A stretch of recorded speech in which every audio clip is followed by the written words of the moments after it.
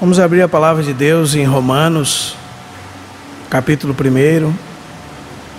Vamos fazer a leitura do verso 1 até o versículo 7. Diz assim a palavra de Deus: Paulo, servo de Jesus Cristo, chamado para ser apóstolo, separado para o Evangelho de Deus, o qual foi por Deus outrora prometido por intermédio dos seus profetas nas Sagradas Escrituras, com respeito a seu Filho, o qual, segundo a carne, veio da descendência de Davi, e foi designado Filho de Deus com poder, segundo o Espírito de santidade pela ressurreição dos mortos, a saber, Jesus Cristo nosso Senhor, por intermédio de quem viemos a receber graça e apostolado por amor do seu nome, para a obediência por fé entre todos os gentios, de cujo número sois também vós chamados para serdes de Jesus Cristo.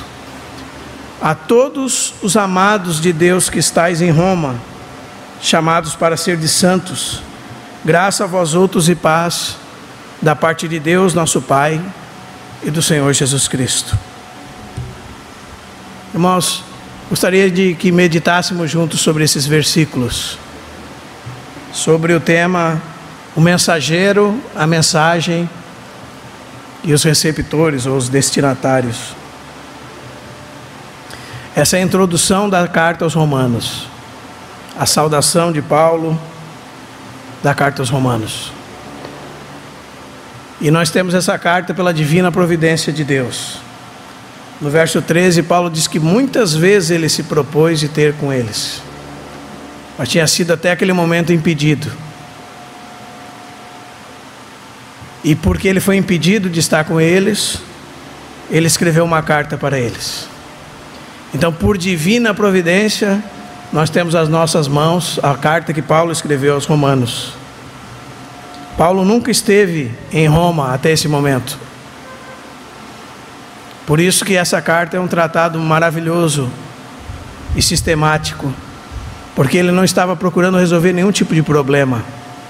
Ele simplesmente estava saudoso dos irmãos, de muitos irmãos que ele conhecia naquela cidade e outros que ele sabia que foram salvos naquela cidade. E então resolveu escrever essa carta. E nós temos essa carta pela divina providência de Deus. Amém? E irmãos, não sei se todos de nós sabemos a importância que essa carta teve na história da igreja. Por exemplo, foi através dela que Deus salvou Agostinho de Hipona, um grande mestre da igreja. Foi através dela que o Senhor, ou foi ela que o Senhor usou para salvar Lutero e o livrar de todas aquelas terríveis confusões que ele tinha, e iniciar a reforma protestante com base na justificação pela fé. E Lutero dizia que esse era um pilar da igreja, sobre esse pilar a igreja ficava em pé ou caía, e isso está descrito na Epístola aos Romanos. Foi através dessa carta que Deus salvou John Wesley numa reunião simples. Foi através dessa carta que Deus livrou Karl Barth da teologia liberal, fez com que ele se tornasse um homem conservador, e conservador num bom sentido da palavra. E o tema dessa carta, irmãos, está aqui já no verso 1, o Evangelho de Deus. Amém? Essa carta está às nossas mãos e é, entre todas do Novo Testamento, talvez a mais extensa, a que tem uma saudação mais longa, e que Paulo não está procurando resolver nenhum problema da igreja. Ele dita essa carta a Tércio, como está escrito lá no capítulo 16. Ele diz: eu, Tércio, que escrevi essa epístola, vos saúdo no Senhor. Então, se essa carta é de Paulo, pelas mãos de Tércio. Amém? E a primeira coisa que nós vemos nessa carta, irmãos, é o mensageiro, Paulo. E eu gostaria de mostrar para os irmãos um pouco do que a palavra de Deus fala sobre Paulo. Para os irmãos que queiram anotar, vão ser muitos versículos que eu vou citar. O primeiro deles está lá em Filipenses 3:5. A Bíblia diz que ele era um judeu, um hebreu puro sangue. Fala que ele era da linhagem de Israel, da tribo de Benjamim. Benjamim era uma família real. E era hebreu de hebreus, ou seja, ele falava o hebraico antigo. Em Atos 22, 3 diz que ele nasceu em Tarso, cidade do Império Romano, e que aprendeu aos pés de Gamaliel, um grande mestre, que seguia a escola de Hilel. Em Gálatas 1,14, a palavra de Deus diz que ele, ainda novo, se destacou entre todos da sua idade, sendo zeloso da tradição dos seus pais. Em Atos capítulo 17, por exemplo, ele era um homem tão sábio que a palavra de Deus diz que ele discutia com os filósofos atenienses e epicureus. Na carta de Paulo a Tito, ele cita uma profecia de um profeta ateniense, chamado Epimênides. Era um homem culto, falava vários idiomas. E esse homem era inimigo do cristianismo. A palavra de Deus fala em Atos 9 que ele respirava ameaças contra a igreja de Deus. E a ideia do texto é como se uma fera selvagem pronta a destruir sua presa. Este era Paulo. Em 1 Timóteo 1,13 diz que ele era blasfemador, perseguidor, insolente. Em 1 Coríntios 15:19 diz que ele perseguia a igreja de Deus. Em Gálatas 1,13 diz que ele perseguia a igreja e a devastava. Em Atos 8 diz que ele entrava nas casas, arrastava pelas ruas os irmãos e lançava em prisão. Atos 9:21 fala que ele exterminava os irmãos. Ele era um serial killer. Ele os arrastava pelas ruas. Em Atos 26 ele diz que ele fazia muitas coisas contra o nome de Jesus. No 26:10 diz que ele lançava os irmãos em prisão e dava o seu voto quando eles estavam sendo mortos. Ele era um dos que votava a favor de que matassem os irmãos. E o 26:11 diz que ele castigava os crentes, nem mesmo respeitava as sinagogas e fazia os irmãos blasfemar. Além da perseguição física, ele também perseguia os irmãos psicologicamente. Mas esse homem, irmãos, foi um homem transformado por Deus. Isso é uma grande lição para nós, que nós vamos tocar no final. Porque muitas vezes nós pensamos que aquele fulano ou aquele outro não tem jeito, porque era um homem muito pecador. Ou aquele narcotraficante, ou aquele assassino não tem jeito. Mas nós ignoramos com isso o poder do Evangelho de Deus para transformar os pecadores. Amém? Esse é Paulo, irmãos. A primeira coisa que o texto fala no verso 1 é que ele é servo de Jesus Cristo. E essa palavra servo aí, ela precisa ser bem entendida. Significa escravo. E no Império Romano havia muitos escravos, mais de 100 mil escravos. E a escravidão era algo normal no Império Romano. E o escravo era uma ferramenta viva do seu senhor. Ele foi comprado, ele pertencia unicamente ao Senhor, ele não tinha direito a nada. O único direito que ele tinha era não ter direito nenhum. Ele era um instrumento vivo a serviço do seu Senhor. Amém? Antes de ser cativo, antes Paulo, irmãos, era cativo de Satanás. Agora, ele é um cativo de Cristo. Muitos irmãos têm dificuldade para entender isso. O fato de nós não pertencermos a nós mesmos. O fato de que se nós somos salvos, nós somos escravos de Cristo. E isso é muito importante. 1 Coríntios 7, 22 e 23 diz assim: porque o que foi chamado no Senhor sendo escravo, é liberto no Senhor. Semelhantemente, o que foi chamado sendo livre, é escravo de Cristo. Porque por preço fostes comprados. Amém? Nós somos o que, irmãos? Escravos de Cristo. E Paulo era um escravo de Cristo. 2 Coríntios 5,14 diz assim: porque o amor de Cristo nos constrange. Julgando nós isto, um morreu por todos, logo todos morremos. E continua o texto dizendo assim: para que os que vivem não vivam mais para si mesmos, mas para aquele que por eles morreu e ressuscitou. E 1 de Pedro 2,16 nos diz assim: como livres que sois. E o final do verso diz assim: como servos de Deus. Então a única maneira de nós sermos livres de verdade é quando o Senhor nos tira do cativeiro de Satanás e nos coloca no cativeiro de Cristo. Nós somos cativos de Cristo. Nosso cativeiro foi trocado, mas ainda pertencemos a outro Senhor. Nós não somos senhores de nós mesmos. Nós pensávamos que éramos senhores de nós mesmos e nós éramos escravos de Satanás.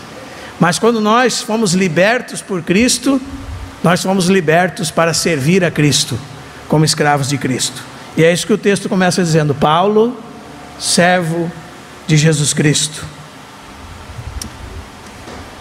Jesus Cristo, irmãos, a palavra de Deus diz que ele se chamaria assim Jesus, porque o seu nome significava Jeová é a salvação. Por isso que o anjo disse: ele se chamará Jesus, porque ele salvará o seu povo dos pecados dele. Porque Jesus significa Jeová é a salvação, e Cristo diz respeito ao seu ofício santo, seu ofício de Messias libertador do povo. E continuando aqui diz assim: chamado para ser apóstolo. O que significa ser apóstolo, irmãos? Significa ser enviado. Enviado como um representante com a autoridade daquele que o enviou. Isso é o significado de ser apóstolo. Haviam navios naquela época que se chamavam apóstolos, porque estavam enviando material a serviço de alguém. E mais tarde esse termo apóstolo tomou esse rumo, de alguém que era enviado como representante de outro, a serviço de outro, no lugar do outro, para cumprir os propósitos de outro. E eu sei que hoje, irmãos, há muitos falsos apóstolos, e muitos que se autodenominam apóstolos. Agora, a grande indagação que nós temos é: há apóstolos hoje ainda? E realmente a igreja é dividida com respeito a isso. Há irmãos que dizem que já não há mais apóstolos. Há irmãos que dizem que ainda há obreiros, há apóstolos. Nós podemos dizer, irmãos, que igual aos 12, não há mais apóstolos. Amém? Eles têm características especiais que eram só deles. E isso precisa estar bem claro para nós. Por exemplo, eles viram o Senhor ressuscitado. Eles foram comissionados diretamente pelo Senhor. Eles tinham a autoridade de escrever escritura. Eles lançaram os fundamentos da igreja. Por isso que a palavra de Deus diz que nós fomos edificados sobre o fundamento dos apóstolos e profetas. Isso fala dos apóstolos do Novo Testamento e dos profetas do Antigo Testamento. A palavra de Deus também diz que há apóstolos das igrejas. Por exemplo, quando Paulo está distante de Filipos, ele diz que vai enviar até eles, e que julgou que seria bom mandar até eles Epafrodito. E o texto diz assim: por um lado, meu irmão, cooperador e companheiro de lutas; por outro, vosso mensageiro. Essa palavra mensageiro é apóstolo. Epafrodito era apóstolo da igreja de Filipos. Ele estava comissionado pela igreja de Filipos a enviar uma oferta a Paulo. E diz que isso, nesse meio do caminho, ele ficou doente, e a enfermidade era até para a morte. E Deus se compadeceu dele. E ele cumpriu o seu dever junto à igreja. E ele estava preocupado porque a igreja não sabia que ele havia sido curado. A igreja tinha sido informada que ele estava doente, mas não sabia que ele havia sido curado. Então Epafrodito era um apóstolo da igreja de Filipos. Mas, irmãos, há enviados por Deus hoje, não igual aos 12, mas há obreiros que cumprem um papel extralocal, que contribuem com outras localidades para a edificação da igreja, para a plantação de igrejas. Alguns irmãos dizem que esses são os apóstolos do Espírito Santo, como aconteceu em Atos capítulo 13: separai-me, Paulo e Barnabé, para a obra que eu os tenho chamado. Então nós não vamos ficar nessa briga se há apóstolos ou não, mas você precisa entender, porque você precisa conhecer e combater os falsos apóstolos, entender o que a palavra de Deus diz, para combater aqueles que se autoproclamam apóstolos e não são, e reconhecer os verdadeiros obreiros de Deus, que têm servido a igreja de Deus, por comissionamento do Deus vivo. Amém? Então Paulo, servo de Jesus Cristo, chamado apóstolo, isso fala também da sua autoridade apostólica, e o texto continua dizendo: separado para o Evangelho de Deus. Aqui há uma combinação de palavras, porque a palavra separado aqui é a palavra que vem da origem fariseu. Então antes, irmãos, Paulo era separado para a lei. Isso é o que significa ser um fariseu. Os fariseus começaram a ser conhecidos na época dos Macabeus, e eram homens que diziam-se ser separados para a lei, apartados de tudo e sendo purificados para servir a lei de Deus. E Paulo, que antes era fariseu, diz que agora é um fariseu do Evangelho. Ele foi apartado para o Evangelho de Deus. Este é o mensageiro, irmãos. Amém? Agora nós nos deparamos com a mensagem, o Evangelho de Deus. Do capítulo 1, verso 18, até o capítulo 3, verso 20, você tem as más notícias. Mas aqui você tem as boas notícias. O Evangelho, as boas novas de Deus. E o primeiro que isso fala, irmãos, é que o Evangelho tem origem em Deus. A salvação vem de Deus, não de nós. Isso já estava em Deus antes de tudo. É a boa notícia de Deus. Amém? Continuando o verso 2: o qual foi por Deus outrora prometido por intermédio dos seus profetas nas Sagradas Escrituras. Verso 2, capítulo 1, verso 2. O Evangelho de Deus foi prometido por Deus em outro tempo. Não foi uma invenção de Paulo, não foi uma invenção de qualquer outro apóstolo, irmãos. Estava no coração de Deus, desde toda a eternidade. Ou seja, Deus não foi pego de surpresa. Se você andar pelo Velho Testamento todo, você vai encontrar o Evangelho. Você vai encontrar as sementes do Evangelho. Amém? E continua o texto que esse Evangelho foi prometido por intermédio dos seus profetas. Esses eram os detentores desse Evangelho na antiga aliança. E isso que foi prometido por intermédio dos profetas não se refere só a Ezequiel, Daniel, Isaías, Joel, mas também se refere a Abraão, a Davi, a Moisés, os servos de Deus, que eram considerados profetas no Antigo Testamento, e que através deles Deus já havia pré-anunciado o Evangelho. A palavra fala em Gálatas que, havendo Deus estabelecido que justificaria nós pela fé, pré-anunciou o Evangelho primeiro a Abraão. Então, esse Evangelho não é uma novidade que surgiu, como alguns diziam, por meio dos apóstolos. Eles criaram isso, e se fosse assim, não estaria entre nós até hoje. Porque se Jesus fosse uma história, uma mentira, irmãos, como Teudas, ou como Judas o Galileu, que levantou muitos após si, e a palavra diz em Atos 5 que depois que ele foi morto, que esses homens foram mortos, todos se dispersaram. Mas Jesus não. Jesus levou muitos após si, mas ele morreu e ressuscitou. E nós estamos aqui hoje por causa dele. E essa obra de Deus permaneceu até hoje, porque ninguém pode conter a obra de Deus. Amém? E esse Evangelho, irmão, já está anunciado desde o tempo em que Deus lançou sua sentença contra a serpente em Gênesis capítulo 3, verso 15. A palavra de Deus diz: porém inimizade entre ti e a mulher, entre a tua descendência e o seu descendente. Este te ferirá a cabeça, e tu lhe ferirás o calcanhar. Este é o evangelho já após a queda do homem. Haveria um que seria da descendência da mulher, que feriria a cabeça da serpente. Quem é esse, irmãos? Jesus Cristo, nosso Senhor. E continua o texto dizendo assim, que esse evangelho foi prometido por Deus, por meio dos profetas, nas Sagradas Escrituras. Como Paulo tinha apreço pelas Escrituras, irmãos. E nós precisamos entender o ataque às Sagradas Escrituras. Em toda a história, Satanás atacou as Sagradas Escrituras. Por quê, irmãos? Porque se Satanás descredibiliza a palavra de Deus, a sua mensagem se esvai.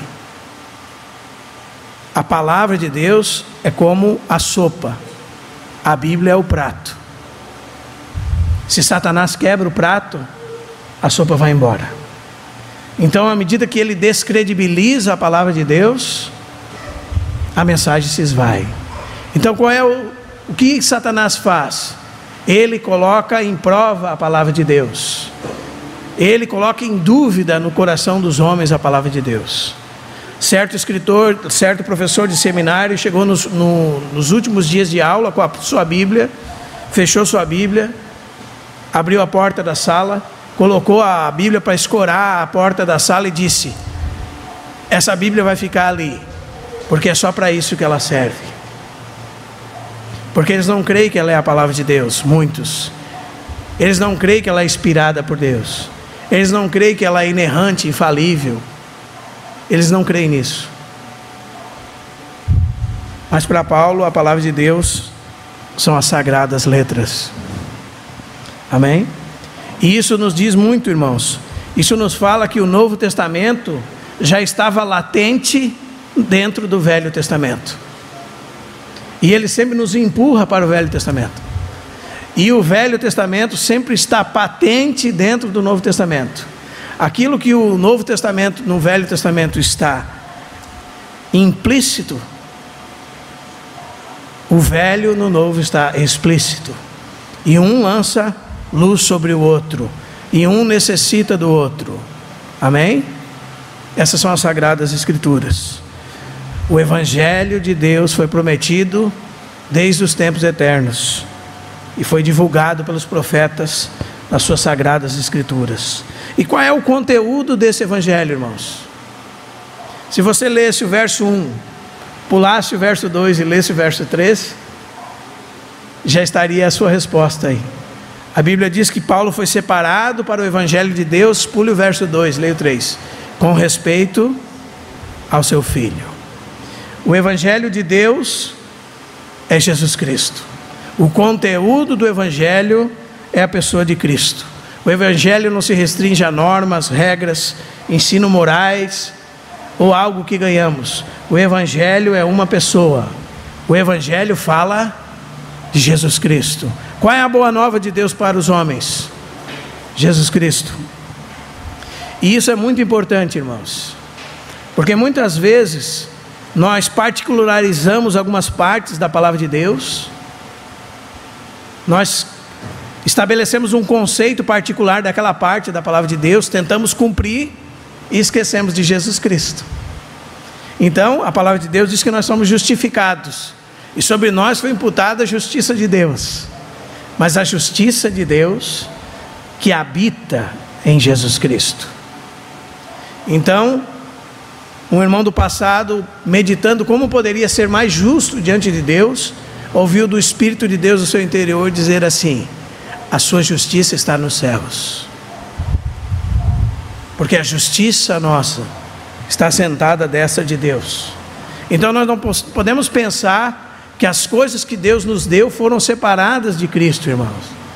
Deus nos deu tudo em Cristo Jesus. Então, se somos justos em Cristo Jesus. Se você separar a justiça de Cristo do próprio Cristo, você terá problemas. porque o Evangelho de Deus é com respeito ao seu Filho. Essa é a mensagem de Deus. Amém, irmãos? Que Deus amou o mundo de tal maneira que deu seu Filho unigênito, para que todo aquele que nele crê não pereça, mas tenha a vida eterna. O Evangelho de Deus diz respeito a Jesus, o Cristo, o Senhor de todos. Só que é muito importante você saber quem é o Cristo. Então Paulo continua dizendo no verso 3 e 4 sobre esse Evangelho. E nós podemos dividir o capítulo 1, verso 3 e 4 em duas partes. Uma parte fala da humanidade de Cristo e outra da sua divindade, porque Jesus Cristo é Deus homem, 100% Deus, 100% homem, verdadeiro Deus, verdadeiro homem, de natureza humana e de natureza divina, semente de Davi, filho de Deus. Esse é o nosso Senhor Jesus Cristo. Diz o texto no verso 3: com respeito a seu Filho, o qual, guarde esse texto, irmão, segundo a carne, veio da descendência de Davi. Jesus é verdadeiramente um homem. Não é algo que desceu sobre um homem e o abandonou na cruz. Ele não é, como os docetas diziam, parecido com um homem, mas era um fantasma. Ele era verdadeiramente homem. Ele nasceu por obra do Espírito Santo no ventre de Maria. Maria e José, da casa e família de Davi, descendente real de Davi. Ele era um verdadeiro homem em todos os sentidos. O Espírito Santo produziu para ele um veículo humano. Ele tinha carne humana, sentia cansaço, fadiga, fome, dor. Ele tinha alma humana. Ele disse: a minha alma está angustiada até a morte. Ele tinha espírito humano. Ele disse: Pai, em tuas mãos eu entrego o meu espírito. Verdadeiramente homem, da linhagem de Davi, nasceu em Belém como Davi, era o filho de Davi, o Messias que viria da linhagem de Davi, o Messias que viria da descendência de Davi, o descendente de Davi no singular, que se sentaria no trono para todo sempre. Amém? Esse é o verso 3, irmãos. O verso 4 então diz assim: e foi designado Filho de Deus. E nós precisamos ter calma aí, porque muitos podem pensar que ele não fora filho de Deus até então, não é? Que ele foi só então depois que se encarnou, ele se tornou filho de Deus. Não é isso que o texto está falando, irmãos. Designado aqui fica o significado afirmado, declarado, demonstrado, exposto, definido diante de todos. Esse é o significado de que ele foi declarado Filho de Deus com poder. Então o texto diz com poder, ou investido de poder. Isso fala tanto do poder que ele tinha na sua vida, nessa terra, como do poder que o ressuscitou dentre os mortos, e que ele próprio disse aos discípulos: todo o poder me foi dado nos céus e na terra. Mateus 28, 18. Ainda que ele sempre foi o Todo-Poderoso, irmãos, no aspecto da nossa salvação, ele estava num estado de humilhação. Mas agora, depois que ele completa a sua obra na cruz do Calvário e ressuscita dentre os mortos, ele é investido como Deus, homem de poder. Ele é o Todo-Poderoso. Todo o poder lhe foi dado nos céus e na terra. Amém? E diz o texto que ele foi declarado Filho de Deus com poder, ou investido de poder, segundo o Espírito de santidade E esse verso 4, irmãos, é um verso que nós precisamos estudar bastante, porque vários intérpretes entendiam essa expressão Espírito de Santidade, conforme o Espírito de Santidade, de formas diferentes. E ao meu ver, todos eles estão certos de alguma maneira. Uns diziam que isso declarava a sua vida completa de santidade, pelo Espírito de Santidade. Outros diziam que era uma vida de poder no Espírito Santo. Outros diziam que isso se referia ao próprio Espírito Santo, que a palavra de Deus diz que pelo poder do Espírito Santo ele foi ressuscitado dentre os mortos. Todos eles estão certos. Tudo isso está certo, irmãos. Há um paralelo entre segundo a carne, no verso 3, e segundo o Espírito de Santidade, no verso 4. Ambos falam do Filho de Deus. Então o Filho de Deus foi declarado, Jesus Cristo foi declarado Filho de Deus com poder, segundo o Espírito de Santidade, pela ressurreição dos mortos, a saber, Jesus Cristo nosso Senhor. Sabe o que esse texto está dizendo, irmãos? Que através da ressurreição de Jesus dentre os mortos, Deus testificou a todos os homens que Jesus Cristo era o seu Filho. Deus declarou a todos os homens que Jesus era o seu Filho. E muitas vezes nós não entendemos a mensagem de Pedro, quando Pedro usa a passagem do Salmo 2, que diz assim: Tu és o meu filho, eu hoje te gerei. Então, você pode pensar que em algum tempo na eternidade o Filho foi gerado por Deus. Ele não existia, foi gerado e veio existir. Não é isso que Pedro está querendo dizer, nem o salmista.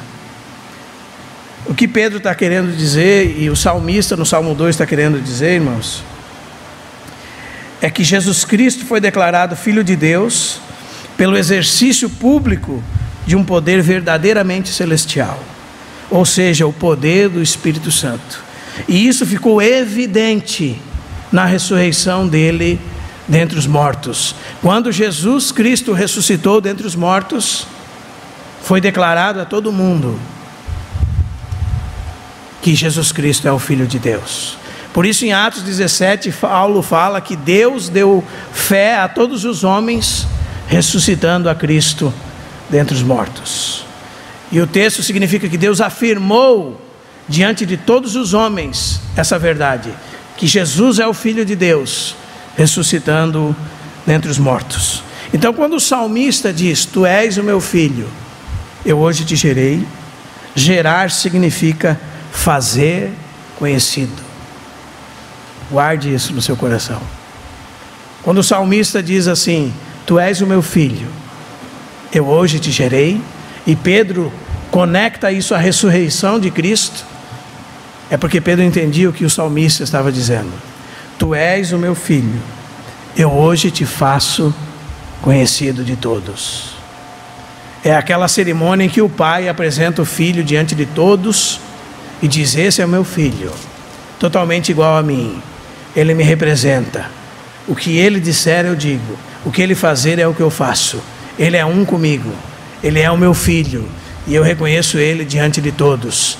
Como é que Deus fez isso com Jesus? Ressuscitando dentre os mortos. Esse é o Evangelho, irmãos.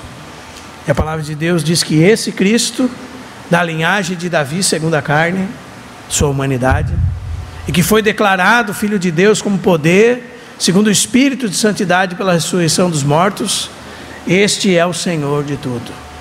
Paulo conclui dizendo: a saber, Jesus Cristo, nosso Senhor. Em sua obra consumada, Jesus se tornou o Senhor de tudo. Amém?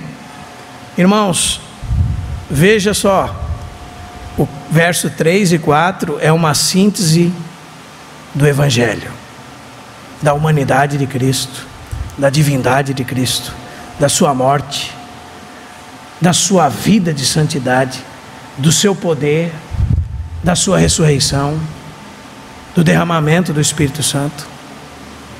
Tudo está contido aqui nesses 2 versos: a pessoa de Cristo e a obra de Cristo. Continuando então, irmãos, verso 5: por intermédio de quem viemos a receber graça e apostolado por amor do seu nome. Todo serviço emana dele, da sua graça. Todo serviço deve ser por intermédio dele. Paulo recebeu o apostolado por intermédio de Jesus Cristo. Paulo trabalha e fala mais adiante em Romanos capítulo 15, assim, vou ler para os irmãos.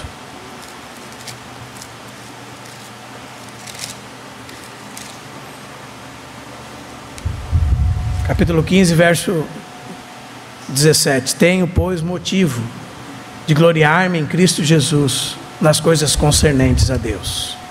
Ele continua dizendo: porque não ousarei discorrer sobre coisa alguma, senão sobre aquelas que Cristo fez por meu intermédio, para conduzir os gentios à obediência, quer por palavra, por obras, por força de sinais e prodígios, pelo poder do Espírito Santo.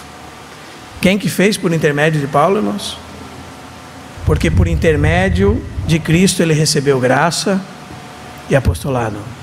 Todo serviço provém dele, é feito por meio dele e é para ele.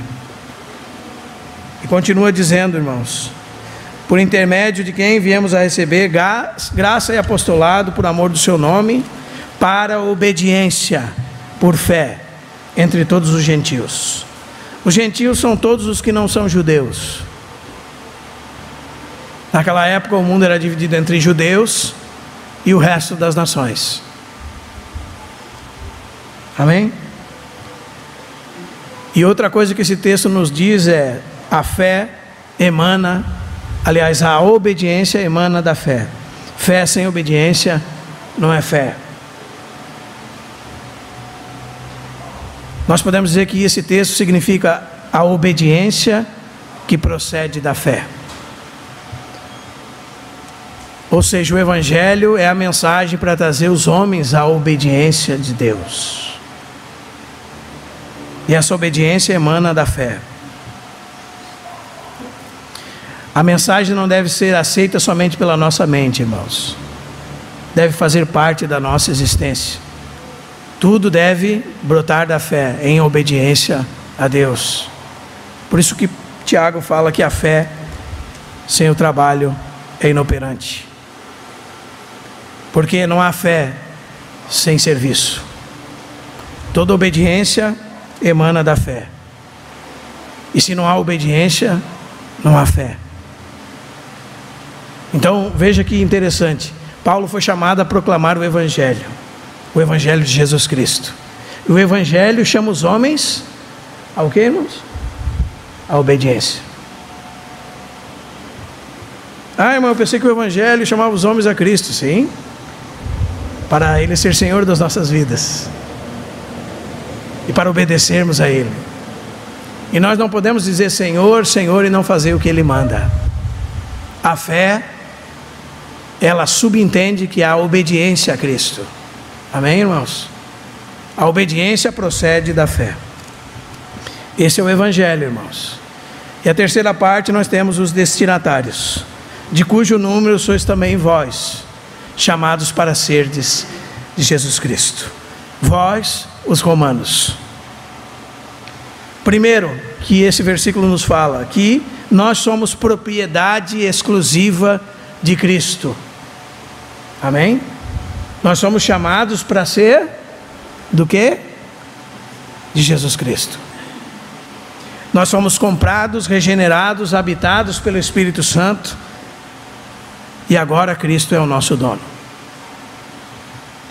Como Pedro diz e nós cantamos aqui, nós somos raça eleita, sacerdócio real, nação santa, povo de propriedade exclusiva de Deus.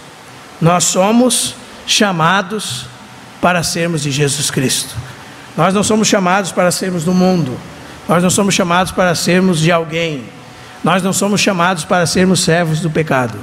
Nós somos chamados para sermos de Jesus Cristo. Essa é a característica dos irmãos em Roma. Eles são chamados para serem de Jesus Cristo. E sabe o que nos faz tão exclusivos, irmãos? É que nós somos dele. Talvez você pode pensar assim: eu sou a menina dos olhos de Deus. E certo irmão dizia que muitas peças de museu são incríveis. Você acha elas incríveis? Uma moeda, um quadro, um pedaço de uma inscrição antiga, quando ela é atribuída a alguém que a fez. Por isso ela é incrível, porque o seu autor é incrível. E porque nós somos exclusivos? Porque nós somos de Deus. Se nós não fôssemos de Deus, nós não seríamos nada, irmãos. Amém? Mas porque nós somos de Deus, por causa de Deus, nós somos propriedade exclusiva de Deus. Isso nos torna belos nesse sentido.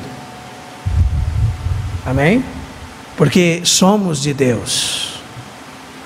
Somos lavoura de Deus. Somos edifício de Deus. Somos família de Deus. Então nós éramos como uma moeda que ninguém dava nenhum valor. Mas quando se descobriu que nós somos de Deus, então essa moeda é de Deus, agora ela tem valor. Porque foi Deus que a formou. Foi Deus que a regenerou. Foi Deus que a comprou com o seu próprio sangue. Amém? E continua o texto no capítulo 1, verso 7. A todos os amados de Deus que estáis em Roma. Então esses romanos são propriedade de Deus e são amados por Deus.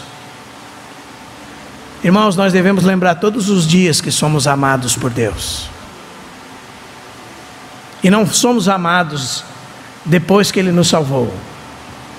Nós somos amados quando nós ainda éramos pecadores. E não só isso, nós somos amados desde toda a eternidade. Como diz Jeremias 31, com amor eterno eu te amei. Então você e eu somos amados desde toda a eternidade. Então não faz mal que ninguém nos ame. Deus nos ama desde toda a eternidade. Então, irmãos, não há como ter depressão com isso, né? Estou me sentindo tão sozinho. A palavra de Deus diz assim, que uma mãe não costuma deixar o seu filho, mas mesmo que uma mãe abandone o seu filho, eu jamais te deixarei. E o escritor aos Hebreus fala isso no capítulo 12 de Hebreus.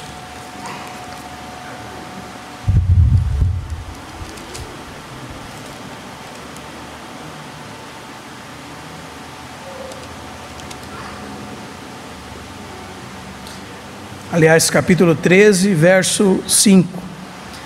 Seja a vossa vida sem avareza, contentai-vos com o que tendes, porque Ele tem dito, de maneira nenhuma te deixarei, nunca jamais te abandonarei. Assim afirmemos confiadamente, o Senhor é o meu auxílio, não temerei o que me poderá fazer o homem.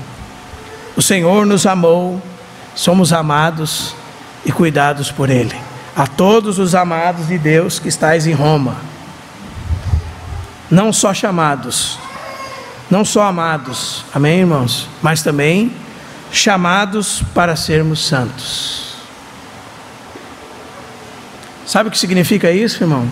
Que você foi apartado por Deus para Deus.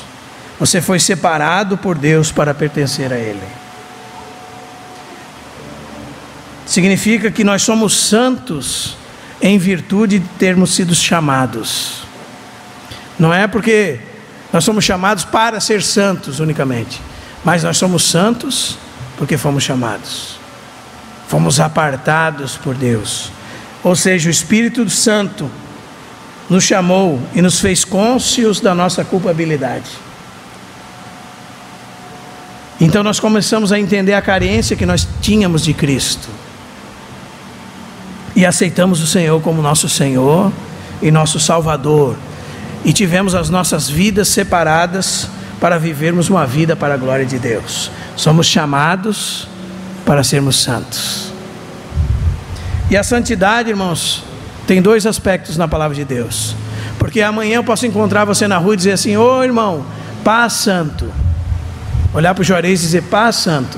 E o Juarez dizer para mim assim: não, mas eu não sou santo. E a Bíblia diz que ele é. Mas por causa dele não entender os aspectos da santificação, então ele diz: não, irmão, eu sou um pecador, irmão. Mas eu posso chegar para o Rodrigo e dizer: paz santo. Porque ele é um santo. O Isa é um santo. Ele foi chamado para ser santo. Essa é a nossa posição diante de Deus. Isso se chama santificação posicional. Em Cristo nós somos santos. Amém, irmãos? Em Cristo nós estamos aperfeiçoados. Nós somos apartados por Deus para pertencer a Cristo. Em Cristo somos santos.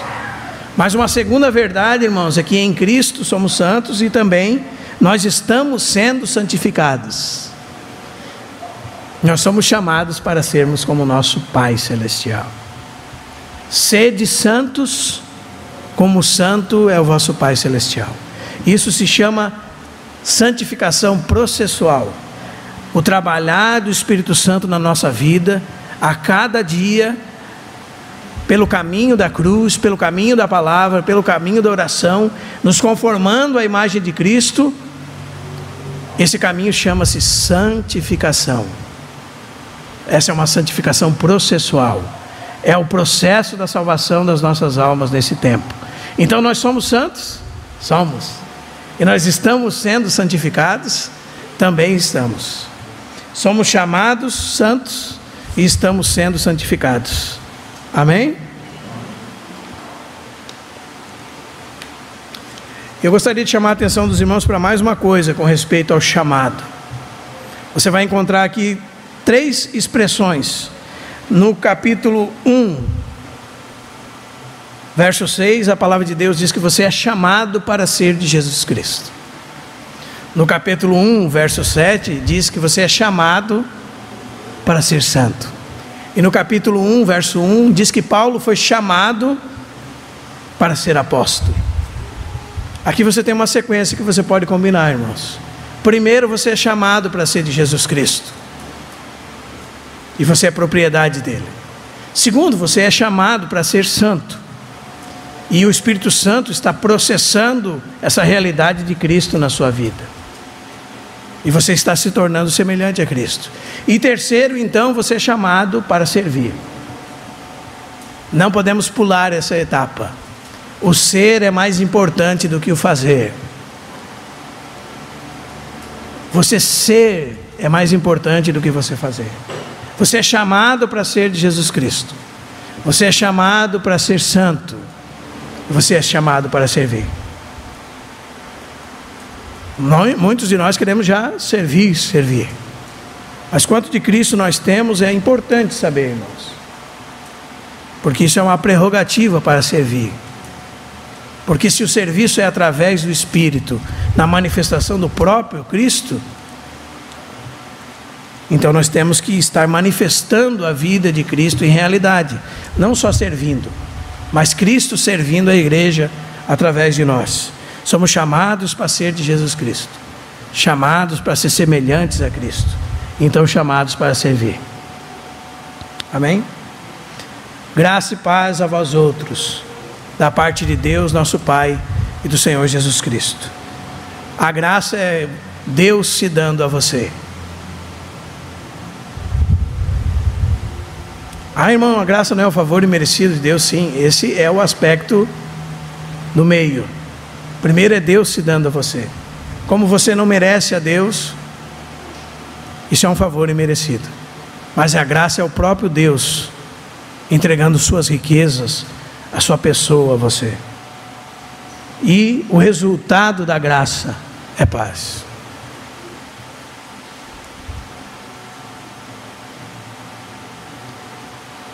Os gregos diziam, seja alegre. E os judeus diziam, shalom. E Paulo mostrou que estava todo mundo errado nesse sentido. Porque primeiro tinha que ter uma fonte da alegria. Tinha que prover de Deus sua graça. para então, em resultado disso, existir verdadeira paz. Então, irmãos, nós podemos viver uma vida de paz como resultado do recebimento da graça de Deus, independente de qualquer circunstância. Amém? E o que nós podemos aprender com tudo isso, irmãos? Primeiro, que eu gostaria de voltar nisso, é que nós não podemos duvidar do poder transformador do Evangelho. Paulo foi transformado, irmãos. Quem você acha que não pode ser? Quem você avalia que para esse já não tem mais jeito? Qual é o pecado que Deus não pode perdoar? Qual é o pecado que nós imaginamos que o sangue de Cristo não pode cobrir, não pode tirar? Como nós entendemos o Evangelho? Eu ouvi muitas vezes a seguinte frase, irmãos: ah, isso ali já é da raça ruim. Filho de tigre é tigre. E um dia eu ouvi de um homem muito simples: quem fala isso não crê no Evangelho. Porque filho de tigre pode ser outra coisa. Nós éramos terríveis e nós fomos salvos. Paulo era terrível. Ele matou pessoas. Ele mandou matar pessoas. E ele foi salvo. Quem nós pensamos que não pode ser salvo? Será que nós mesmos não limitamos a esfera do alcance do poder do Evangelho de Deus, irmãos? Segunda coisa, esse texto nos mostra que nós devemos nos entregar totalmente a Deus. E isso provém de estarmos cientes que somos seus escravos, que não somos donos do nosso próprio nariz, como muitas vezes nós gostamos de falar para alguém. Eu pago minhas contas, eu me sustento e ninguém manda na minha vida. Eu sou autossuficiente. Nós que pensamos assim estamos enganados. O único ser autossuficiente é Deus. Nós todos somos contingentes, necessitamos de Deus. E diz que dele provém a chuva, o sol, o ar que respiramos. É nele que nos movemos, vivemos e existimos. Somos todos seres contingentes. E quando nós então, ainda pelo Evangelho, somos libertados do pecado, e nossos olhos são abertos para isso, irmãos, nós precisamos ter uma atitude correta diante de Deus. Nós somos escravos de Deus. Se nós somos escravos de Deus, Ele é o nosso dono. E Ele pagou um preço alto por causa disso. E agora nós devemos nos entregar totalmente a Ele. Esse é o Evangelho, irmãos. O Evangelho não vinha comendo pelas beiradas. Irmão, veja bem, você já tem um bom trabalho, você já tem muito dinheiro, você já é feliz, já tem um bom casamento, seus filhos estão criados, estão todos bem de vida, só falta Cristo na sua vida. O Evangelho não é isso, irmãos. Se ele não tem Cristo, ele não tem nada. E quando ele tiver Cristo, ele vai ter tudo. Esse é o Evangelho de Jesus Cristo. Amém?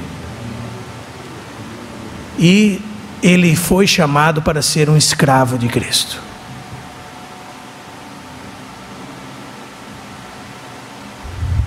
Amém, irmãos? A pessoa começar uma pregação assim, um monte de pessoas incrédulas. Há entre vós aqui nessa sala chamados para serem escravos de Cristo. Aí você ouve aquela porta batendo e você sendo expulso. Mas esse é o Evangelho, irmãos. Por isso nós devemos nos consagrar a Deus. Em terceiro lugar, o que aprendemos aqui é que o Evangelho é uma pessoa. O Senhor Jesus Cristo. E Ele tem que ter a primazia e o centro em tudo nas nossas vidas.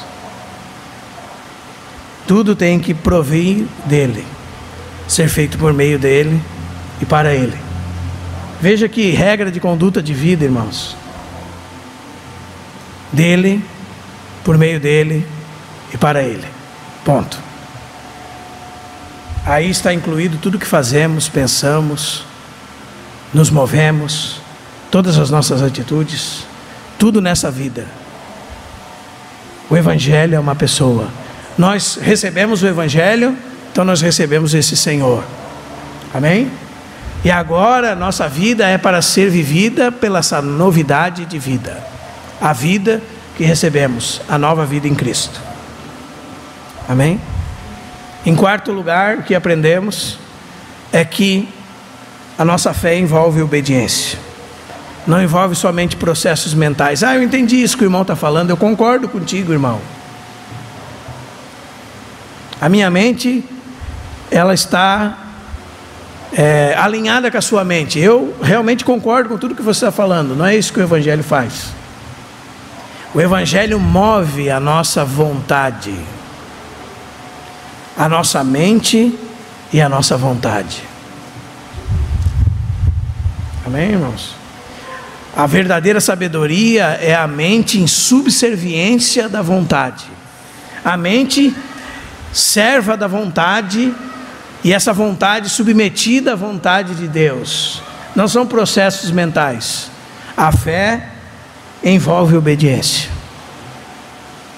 E isso, irmãos, pode fazer-nos pensar o seguinte: bom, o que tanto eu já aprendi?